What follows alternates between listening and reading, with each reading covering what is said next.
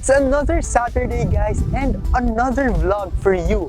And I am here inside the residential community of Nuvali, only here in Santa Rosa City, Laguna. Baka nafe-feel nyo sa video, no, yung hangin, the view, and this is what I love inside Nuvali, no? And of course, no, yung iba rin naman nating developers na nandito sa Santa Rosa City, Laguna, they continue to develop this area but more of suburban living, and hindi nila nakakalimutan, no, na magkaroon pa rin ng greenery at aalagaan pa rin yung nature. Kaya perfect to, no, for a retirement home. Mag-move kayo ng family niyo dito, and at the same time, ang intention talaga ng YouTube vlog na ito is pupuntahan natin yung model house ng Southdale Settings, Nuvali. So nandito ako sa first point natin, ang point A natin, which is si Miriam Nuvali, pinakamalapit na school or landmark kay Southdale Settings, Nuvali. So itutur ko kayo sa model house, no, ng Trista model of Southdale Settings, Nuvali. I know, ang daming naghahanap sa akin, Jaire, meron pa ba tayong lote sa Southdale Settings, Nuvali? Unfortunately, sold out na siya. But if you want to secure, lalo na sa mga clients natin or mga investors, no, na ay gusto na namin may bahay, Jaire, ayaw na namin magpatayo, no, ng bahay. So, house and lot na talaga yung gusto namin kasi lalo na, no, kapag sa future talaga mag-move in na lang kami, mag-aaral yung mga bata dito dahil hindi lang Miriam College yung nandito. Xavier School, Nuvali, no? Sa college, UST, De La Salle University, of course, meron din tayong St. Scholastica's College, and of course, the Chiang Kai-shek University of the East Ateneo Graduate School of Business at marami pang iba. So, this is our point A. Bago tayo pumunta sa model house, Trista model of Southdale Settings, tignan muna natin yung update sa area, lalo na yung mga nakapag-invest ng lots there, doon, kung ano na ba yung development sa Southdale Settings, Nuvali. Tara, samahan niyo ako. Before we go sa model house, Trista model house of Southdale Settings, Nuvali, puntahan muna natin kung ano yung update ng development dun sa site because we all know, lalo na yung mga nakahabol bumili ng lote dun, tanong tayo ng tanong, no, or curious tayo, ano na kayong development doon, ano na kayang land excavation or meron na bang mga roadworks na nangyari. Kasi nga, very pre-selling to nag-start si Southdale. And at the same time, ang turnover dates pa talaga nila or yung completion ng pinaka-community would be on 2026. So we started sa Miriam Nuvali, no? Miriam College Nuvali dahil ito yung pinakamalapit na school sa site. Binabagalan ko yung takbo para at least mas ma-appreciate nyo din kung ano na rin yung updates inside the residential community of Nuvali area. Baka napapansin nyo to, for example, itong right, parang bus stop. Kasi parang ang gagawin nito, meron din pala sa left, no? Ayan, yung nasa right, mga bus stop yan. Mga nire-ready yan ng Nuvali community. Kasi right now, may mga shuttle buses na rin talaga na umiikot. So for example, no, walang makakapag-drive sa house. So meron tayong mga bus stops, timed yan, parang sa mga BGC, parang ganun yung mangyayari sa future, no, na kahit hindi ka mag-drive, no, ikaw lang naman mag-isa, hindi ka naman mag-grocery, you just want to dine, or hindi available yung car, no, pwede kang sumakay, no, sa mga bus stops here inside the Nuvali community. Napakadami pang pwedeng mangyari actually dito, no, sa loob, guys. So again, Southdale Settings Nuvali is under Avida, no. So ito, katulad nitong si Hillcrest Estates, no, ito yung parang magiging peg ng Southdale Settings Nuvali. And of course, yung katapat din, no, si Aberdeen Estates Nuvali. Ayan. Para magkaroon kayo ng idea anong itsura ng mga houses there. So from Miriam College, no, nandito na agad tayo sa area ni Southdale Settings Nuvali and ni Aberdeen Estates Nuvali, no. The two newest development of Avida here, of course, no, in Nuvali community in Santa Rosa City, Laguna. So ayan, talagang ginagawa pa talaga yung mga kalsada. Oh, wow, what a beautiful sight. Mount Makiling, if I'm not mistaken. Bababaan lang natin ng konti, lalapit lang tayo ng konti sa development nitong Southdale Settings and Aberdeen Estates, Nuvali. Actually, ano na ha? Ang dami ng mga nangyari dito since the last time I visited this area. Kasi wala pa talaga tong malapad na road. Pero may harang pa rin siya. Sige, bababa tayo. Titignan natin kung ano na yung view, no, ng area.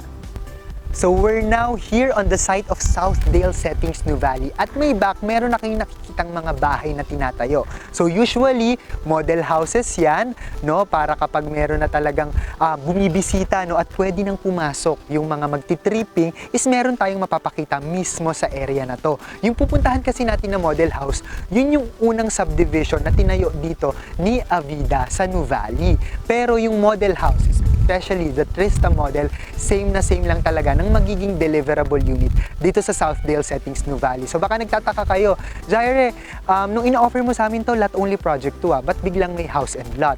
Usually kasi kapag lot project, hindi naman lahat nagtatayo agad ng bahay, no? Kaya pag nakikita nyo, kunwari nakabili kayo ng lote sa isang lot only project or subdivision, 30% lang yan, no? May mga nakatayong bahay, 70% wala pa talagang nakatayo kahit fully sold out na kasi hindi pa naman tinatayuan ng iba, no? Yung iba, preparation lang for retirement house, yung iba, nilalock in lang yung presyo or for investment only. Kaya tinatayuan nila ng kahit konting house and lot packages lang para at least magkaroon ng community sa area. So for example, no, gusto nyong i-improve yung house and lot ninyo, lagyan nyo ng parang balcony or viewing deck sa taas, look at that view. Lalo na kapag malapit talaga yung bahay nyo or meron talaga kayong access with this kind of view. Ang maganda naman dito, no, kay New Valley, very serene, no, very mag-green, no. Ang dami nyong pwedeng gawin or ang dami nyong pwedeng view, no, kapag bumili kayo ng bahay here, lalo na kapag gusto nyong magkaroon ng viewing deck. Not just here, I think, no, meron din tayong view dito sa Tagaytay Highlands, no, yung mountain view ng Tagaytay. So, nandito naman tayo sa mataas na part. And New Valley is pasilang na and patagaytay na. So, yung land elevation here is high. So, wala tayong magiging problema, lalo na yung mga nakabili ng lote, magpapagawa ng bahay, may viewing deck, magkakaroon pa rin tayo ng view sa future. So, ayun, in-update ko lang kayo na saglit dito sa area. Punta na tayo sa model house. We're now here at the Trista Model House, itong sa likod ko, no? So this house is sitting on a 148 square meter lot with a floor area of 85 square meters. So from here, hindi to sakop yung buo na, about ano lang, mga 2 to 2.5 meters dito sa side na to, and meron din sa isang side. So bago tayo pumasok, ikutin muna natin yung labas. Okay naman yung design, no? Very modern Asian, earth theme yung color house. So dito, for about 2 to 2.5 meters din ang setback. And yung iba, ang ginagawa nila, yung kitchen, no? Kitchen sa loob, nilalabas nila. Or yung iba, ginagawa tong laundry area. So it's up to you. But at the same time kasi, malaki kasi yung floor, lot area natin, 148 square meters. So marami kayong pwedeng gawing extension sa future. So pasok tayo dito sa first floor ng Trista Model House. So as you can see, ang spacious nung naging layout, no, ng unit. So pagkapasok ng door, no, living area na agad. And maaliwalas yung feels. Ito siguro yung maganda rin, no, kapag nai-interior natin na maganda yung house natin at nai-space planning natin. And especially kasi yung Trista Model House, lalo na yung first floor or yung ground floor natin, talagang spacious siya. Tignan, no? Walang masikip na tignan, walang space na parang, uy, parang na ano naman ng hagdan. Sana yung ilalim ng hagdan na utilize natin, kaso hindi rin natin na-utilize kasi parang naging ano lang siya waste lang siya ng space. Pero dito, pagpasok mo, hindi hagdan, no? Yung makikita mo, yung living area agad. At dinala nila dito yung dining area, katapat, no? Nitong glass door.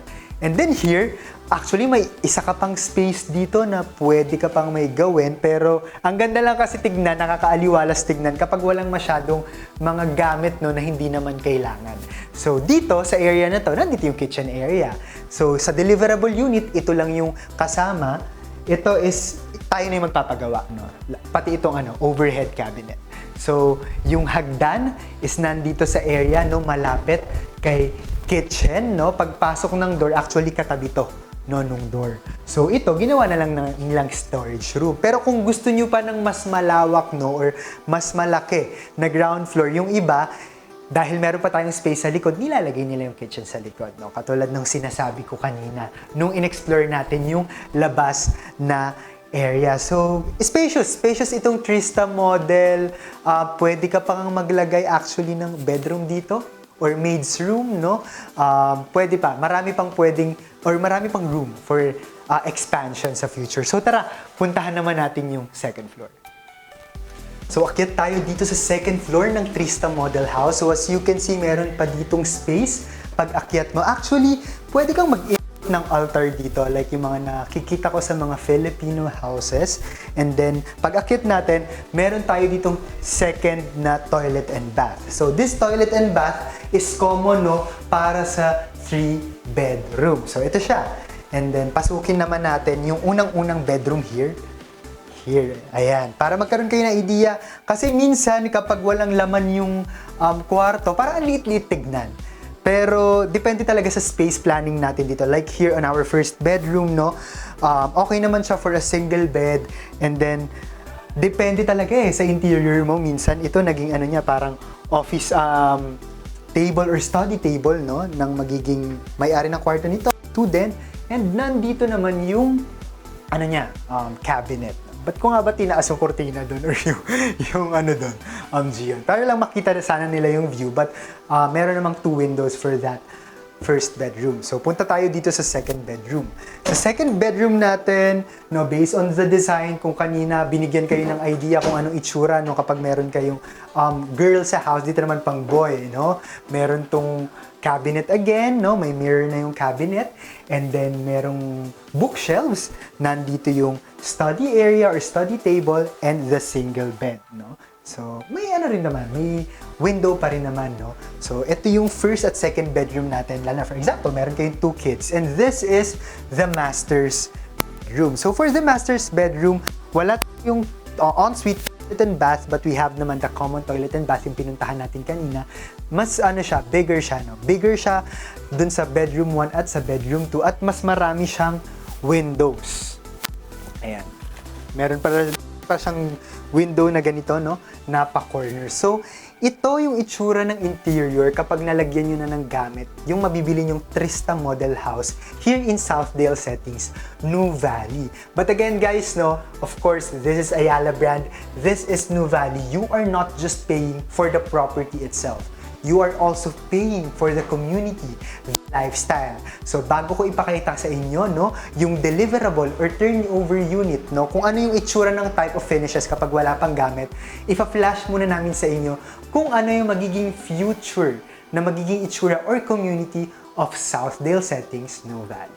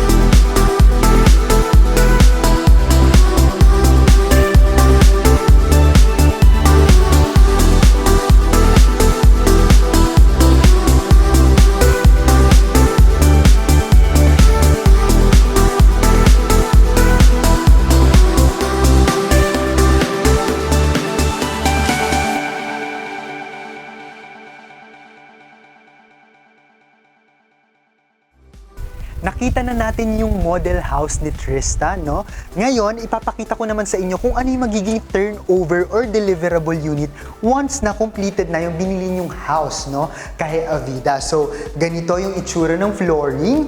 Ganito siya, kapag technically blank canvas, no? Para mas ma-picture out nyo kung saan nyo ilalagay yung living area nyo, dining area nyo sa first floor.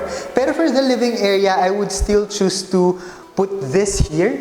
And then, ima-maximize ko tong area na to as like my dining. Kasi nandito yung window glass ko eh. So, pwedeng view ka dun sa dining table mo. And then, kung ako lang naman to, ilalabas ko tong kitchen. I-extend ko sa likod para mas lumuwang yung area, no, dito sa loob. So, this is for the first floor. Nandito yung toilet and bath, no? Meron ka pang extra space dito, which is yung iba ginagawang storage. So, it's up to you kung saan nyo ilalagay or kung paano nyo i-layout yung living, dining, and kitchen area nyo dito sa first floor of the house. So punta tayo dito sa second floor. So kung ano yung nakikita nyo dito, ito na yung deliverable unit, no, ng house and lot ni Southdale Setting. So again, this is a 3-bedroom. Ito pa rin yung common toilet and bath natin dito sa second floor. So dito, kung ano yung nakikita natin, meron ng sink, meron ng toilet, meron ng shower. So ito rin yung i-deliver sa atin. And then, this is the bedroom, no? Number 1. Ito siya. Bedroom number 2. Ayan. Para lang makita nyo siya, no? And then, the last one is the master's bedroom. So, si master's bedroom yung merong additional na, what do you call this one? Additional na window glass, no? Para mas magkaroon kayo ng invitation sa lighting. But ito, hindi ito Trista model, guys. Ito is another model, kaya mukha siyang maliit tignan. Mas malaki kasi yung interior layout ni Trista. Ang intention ko lang, kaya pinakita ko sa inyo itong walang laman ng gamit para magkaroon kayo ng idea paano nga ba gumagawa, no, si Southdale Settings ng house. At ano nga ba yung i-deliver sa akin? Kasi wala namang gamit yun, no? Hindi naman yung katulad ng model house. So, ganito yung finishing. And for me, livable na talaga siya, no? Not unless gusto niyo talagang ipa-interior or i-upgrade yung design. But this is, for me higher than the standard finish, no, ng ibang mga house and lots na binibenta natin. So, lagyan natin ng gamit, paayos natin ng konti, livable na talaga siya. Now, to summarize the house and to discuss to you in details kung ano yung payment terms and the price of this Trista model of Southdale Settings Nuvali, this is sitting on a 148 square meter lot area with a gross floor area of 85 square meters. 3-bedroom with 2 toilet and bath. So the price or the cost of this house is at 11 million pesos. Pre-selling stage, kaya 36 months to pay yung down payment at 64,000 per month for 3 years at 0% interest. Now yung balance na 9.3 million after 3 years can be loaned through bank or pay it in cash. Ngayon yung strategy na laging kong tinuturo sa client ko, since during the course of down payment, 0% interest naman. On top of your fixed monthly down payment, kunwari dito, 64,000 pesos, kapag nagkaroon kayo ng fund or extra budget, anytime and any amount you can, pwedeng-pwede kayong maghulog, no? Anytime. Kay Southdale Settings, specifically kay Avida, para nababawasan yung magiging balance nyo sa future, which is yung ilo-loan nyo or yung ibabaloon payment nyo. So, it's up to you. Ang maganda naman nun, 0% interest kasi sa down payment. Baka nga during the course of 3 years, wala na kayong balansin na maiwan, mabayaran nyo na agad without paying any interest. So, that's the beauty kapag wala naman tayong urgent need, no, of occupying the unit, nilock in nyo lang yung price at nag-invest lang tayo dahil very flexible. Kung ano yung pwede natin gawin or laruin natin kung paano natin siya mababayaran without loaning it after the long stretch down payment term. So again guys, this is Jaire Mamaklay, your property geek. If you are interested with this property, please feel free to contact me through my mobile number 0927-185-1590. For clients living abroad, this is also my WhatsApp and Viber account. You may also reach me through my email, thepropertygeekph@gmail.com.